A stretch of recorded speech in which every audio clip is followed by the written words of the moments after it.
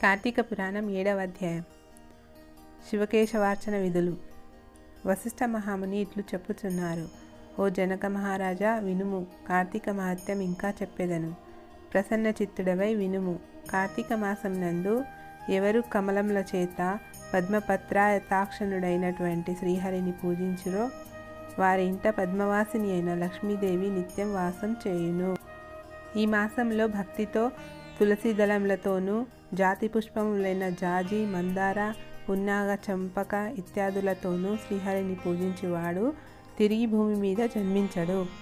ఈ మాసమున మారేడు దళములతో సర్వవ్యాపకుడైన శ్రీహరిని పూజించినవాడు తిరిగి భూమి మీద జన్మించడు. కార్తీక మాసమందు భక్తితో పండ్లను దానమిచ్చిన వాని పాపములు సూర్యోదయం కాగానే చీకటి తొలగినట్లు నశించును. ఉసిరికాయలతో ఉన్న ఉసిరి చెట్టు కింద శ్రీహరిని పూజించు వానిని యముడు చూడడానికి కూడా శక్తి కలిగి ఉండదు. కార్తీక మాసంన తులసి దళములతో సాలగ్రామంను పూజించువాడు ధన్యుడగును. దానిలో సందేహమే లేదు.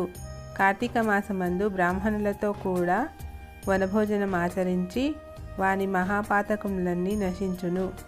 బ్రాహ్మణులతో కూడి ఉసిరి చెట్టు దగ్గర సాలగ్రామమును పూజించేవాడు వైకుంఠమునకు పోయి అక్కడ విష్ణు పదమందును. కార్తీక మాసంలో భక్తితో శ్రీహరి ఆలయంన మామిడి ఆకులతో తోరణం కట్టిన వానికి మోక్షం దొరుకును. శ్రీహరికి అరటి స్తంభములతో కానీ పువ్వులతో కానీ మంటపాన్ని నిర్మించి పూజించిన వానికి వైకుంఠమందు చిరకాల వాసం కలుగును. ఈ కార్తీక మాసమందు ఒక్కసారైనా హరి ముందు సాష్టాంగ ప్రమాణం చేసిన వారు పాపముక్తులై అశ్వమేధ యాగ ఫలితాన్ని పొందెదరు.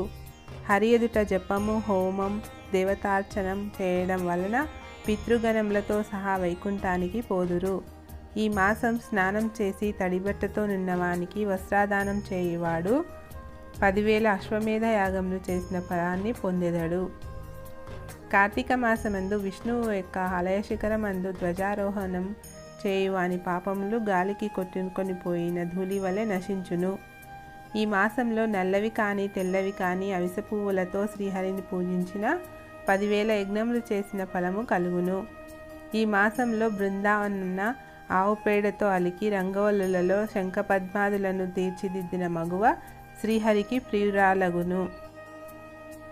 కార్తీక మాసంన విష్ణు భగవానుని ఎదుట నందాదీపం అర్పించిన పములనకు ప్రమాణం ఇంతింతని చెప్పుటకు బ్రహ్మకు కూడా శక్యం కాదు.